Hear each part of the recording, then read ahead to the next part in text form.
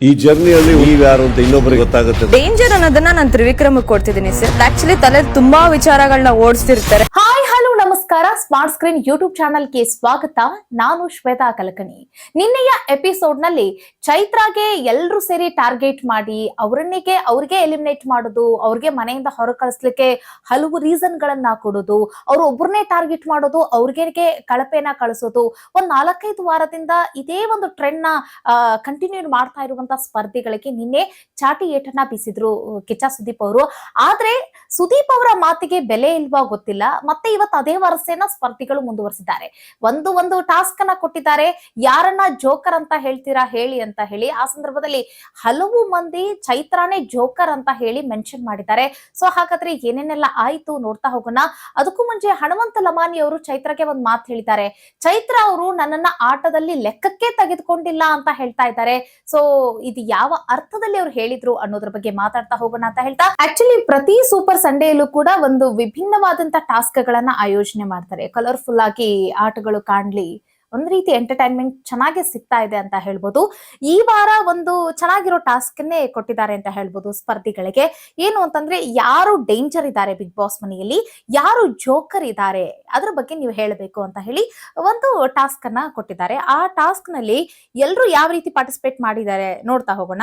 ಇಲ್ಲಿ ಭವ್ಯ ಅವರು ತ್ರಿವಿಕ್ರಮ್ ಅವ್ರನ್ನ ಡೇಂಜರ್ ಅಂತ ಹೋಲಿಸಿದ್ದಾರೆ. ಅವ್ರು ಯಾವ ರೀತಿಯಲ್ಲಿ ಯಾವಾಗ ಹೆಂಗೆ ಯೋಚನೆಗಳು ಮಾಡ್ತಾರೆ ಅನ್ನೋದೇ ಗೊತ್ತಾಗಂಗಿಲ್ಲ. ಸೊ ಹಾಗಾಗಿ ಅವರು ಡೇಂಜರ್ ಅಂತ ಹೇಳಿದ್ದಾರೆ. ಮತ್ತೆ ಇನ್ನೊಂದು ರಿಪೀಟ್ ಮಾಡ್ಬೇಕಾಗತ್ತೆ ನಾವೇನು ಅಂತಂದ್ರೆ, ನಿನ್ನೆ ಒಂದು ಎಪಿಸೋಡ್ ನಲ್ಲಿ ಅಂದ್ರೆ ತ್ರಿವಿಕ್ರಮ್ ಅವರ ತಾಯಿ ಭವ್ಯನಿಂದ ಅಂತರ ಕಾಯ್ದುಕೋ, ದೂರ ಇರು ಅಂತ ಹೇಳಿದ್ರು. ಮತ್ತೆ ತದನಂತರ ಭವ್ಯ ಅವರ ತಾಯಿ ಮತ್ತೆ ಅವರ ಅಕ್ಕನೂ ಸಹಿತ ತ್ರಿವಿಕ್ರಮಿಂದ ದೂರ ಇರು ಅಂತ ಹೇಳಿದ್ದು ಏನೆಲ್ಲ ವಿಷಯ ಇತ್ತಲ್ಲ, ಅದನ್ನ ಮತ್ತೆ ಟೆಲಿಕಾಸ್ಟ್ ಮಾಡಿ ಅವರಿಗೆ ತೋರಿಸಿದ್ರು.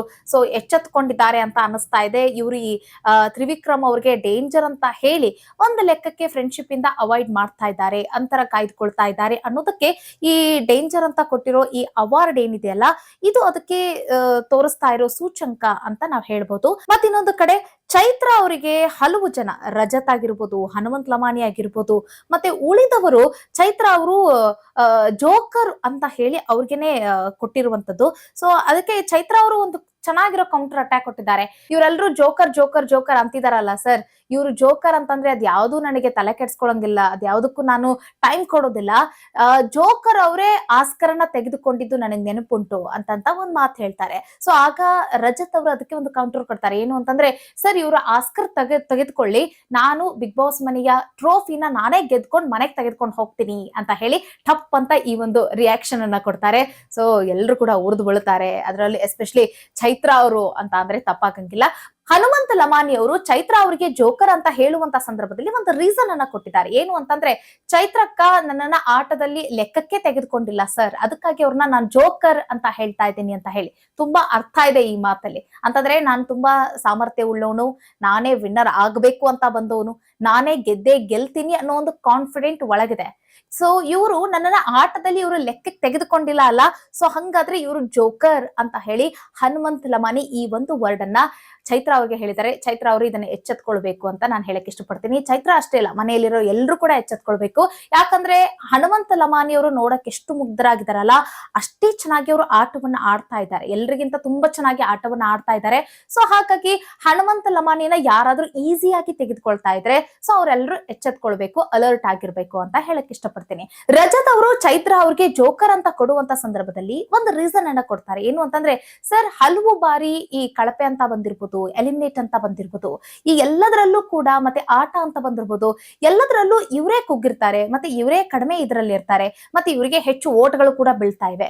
ಸೊ ಅದರಲ್ಲಿ ಅರ್ಥ ಮಾಡ್ಕೊಳ್ಬೇಕು, ಇವರೇ ಜೋಕರ್ ಮನೆಯಲ್ಲಿ ಅಂತ ಹೇಳ್ತಾರೆ.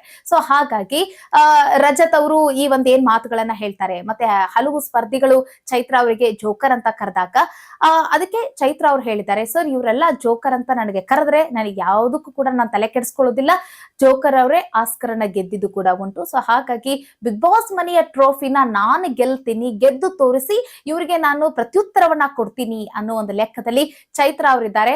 ನೋಡೋಣ ಚೈತ್ರ ಅವರು ಟ್ರೋಫಿನ ಗೆಲ್ತಾರ ಅಥವಾ ಹನುಮಂತ ಲಮಾನಿ ಅವರು ಗೆಲ್ತಾರ ಅಥವಾ ರಜತ್ ಅವರು ಟ್ರೋಫಿನ ಗೆದ್ಕೊಂಡು ಮನೆಗೆ ತೆಗೆದುಕೊಂಡು ಹೋಗ್ತಾರ, ಕಾದ್ ನೋಡೋಣ ಅಂತ ಹೇಳ್ತಾ, ಒಟ್ಟಿನಲ್ಲಿ ಇಲ್ಲಿ ಭವ್ಯ ಮತ್ತೆ ತ್ರಿವಿಕ್ರಮ್ ಅವರು ಎಚ್ಚೆತ್ಕೊಂಡಂಗೆ ಕಾಣಿಸ್ತಾ ಇದೆ. ಮತ್ತೆ ಇನ್ನೊಂದ್ ಕಡೆ ನೀವು ಒಂದು ಭಾವನೆಗಳನ್ನ ಗಮನಿಸಬಹುದು. ಭವ್ಯ ಅವರು ನಿಂತ್ಕೊಂಡು ತ್ರಿವಿಕ್ರಮ್ ಅವರು ಡೇಂಜರ್ ಅಂತ ಹೇಳುವಂತ ಸಂದರ್ಭದಲ್ಲಿ ತ್ರಿವಿಕ್ರಮ್ ಅವ್ರಿಗೆ ಬೇಜಾರ್ ಆಗಿತ್ತು ಅಂತ ಕಾಣಿಸುತ್ತೆ. ಅವರ ಮುಖದ ಎಕ್ಸ್ಪ್ರೆಷನ್ ಅಲ್ಲಿ ಗೊತ್ತಾಗ್ತಾ ಇತ್ತು, ಮುಖ ಇಳಿದೋದಂಗಿತ್ತು. ಯಾಕಂತಂದ್ರೆ ಬಿಗ್ ಬಾಸ್ ಮನೆಯಲ್ಲಿ ತುಂಬಾ ಅಟ್ಯಾಚ್ಮೆಂಟ್ ಅಂತ ಇಟ್ಕೊಂಡಿದ್ದು ಭವ್ಯರ ಜೊತೆಗೆ, ಮತ್ತೆ ಅವರ ಜೊತೆಗೆ ಹೆಚ್ಚು ಸಲಹೆಯಿಂದ ಇದ್ದಾರೆ. ಮತ್ತೆ ತಾವುಗೆ ಏನಾದ್ರೂ ಕುಗ್ಗುವಂತ ಫೀಲ್ ಆಗ್ತಾ ಇದ್ರೆ, ಏನಾದ್ರೂ ಎಮೋಷನ್ಸ್ ಏನಾದ್ರೂ ಇದ್ರೆ ಅದೆಲ್ಲವನ್ನು ಕೂಡ ಭವ್ಯ ಮುಂದೆನೆ ಅವ್ರು ಶೇರ್ ಮಾಡಿದುಂಟು. ಸೊ ದಿಢೀರ್ ಅಂತ ಹೇಳಿ ಅವರ ಬಾಯಿಂದ ಯಾರು ಕ್ಲೋಸ್ ಅಂತ ಅನ್ಕೊಂಡಿದ್ರು, ಯಾರು ಆತ್ಮೀಯರು ಅಂತ ಅನ್ಕೊಂಡಿದ್ರು, ಅವರ ಬಾಯಿಂದ ಇವತ್ತು ದಿಢೀರ್ ಅಂತ ಹೇಳಿ ಡೇಂಜರ್ ಅಂತ ಬಂದಿರೋದು. ಮತ್ತೆ ಅವರು ಯಾವಾಗ ಹೆಂಗ್ ಆಲೋಚನೆಗಳನ್ನ ಮಾಡ್ತಾರೆ ಅನ್ನೋದು ಗೊತ್ತಾಗಂಗಿಲ್ಲ ಸರ್. ಹಾಗಾಗಿ ಅವರು ಡೇಂಜರ್ ಅಂತ ಅಂದ್ರಲ್ಲ, ಸೊ ಈ ಮಾತಿಗೆ ತ್ರಿವಿಕ್ರಮ್ ಅವ್ರಿಗೆ ಬೇಜಾರ್ ಆಯ್ತು ಅಂತ ಅನ್ಸುತ್ತೆ. ಬೇಜಾರ್ ಆದ್ರೂ ಪರವಾಗಿಲ್ಲ, ಬಟ್ ಈ ರೀತಿಯಾದಂತ ನಿರ್ಧಾರಗಳನ್ನ ತೆಗೆದುಕೊಳ್ಳಿ ಭವ್ಯ ಅವರಾಗಿರ್ಬೋದು, ತ್ರಿವಿಕ್ರಮ್ ಆಗಿರ್ಬೋದು. ಯಾಕಂದ್ರೆ ಇವರಿಬ್ರು ಸೇರಿ ಆಟ ಆಡಿದಾಗ ಜನಗಳಿಗೆ ಕಾಣೋದು ಇಬ್ರು ಸೇರಿ ಆಟ ಆಡ್ತಾ ಇದಾರೆ ಅಂತ. ಬಟ್ ಇವರಿಬ್ರು ಇಂಡಿವಿಜುವಲ್ ಆಗಿ ಆಟವನ್ನ ಆಡಿದ್ರೆ ಗೊತ್ತಿಲ್ಲ, ತ್ರಿವಿಕ್ರಮ್ ಗೆದ್ರು ಗೆಲ್ಬಹುದು, ಭವ್ಯ ಗೆದ್ರು ಗೆಲ್ಬಹುದು. ಇವರಿಬ್ರು ಸೇರಿ ಆಟ ಆಡ್ತಾ ಇದ್ರೆ ಇವರಿಬ್ರಿಗೂ ಟ್ರೋಫಿ ಸಿಗೋದಿಲ್ಲ, ಬೇರೆಯವ್ರಿಗೆ ಸಿಗತ್ತೆ, ಬೇರೆಯವ್ರ ಪಾಲಾಗತ್ತೆ. ಅರ್ಥ ಮಾಡ್ಕೊಂಡು ಆಟ ಆಡ್ಲಿ ಅನ್ನೋದು ನಮ್ಮ ಆಶಯ. ಮುಂದಿನ ವಿಡಿಯೋದಲ್ಲಿ ಮತ್ತೊಂದು ವಿಚಾರದೊಂದಿಗೆ ಸಿಗೋಣ. ನಮಸ್ಕಾರ.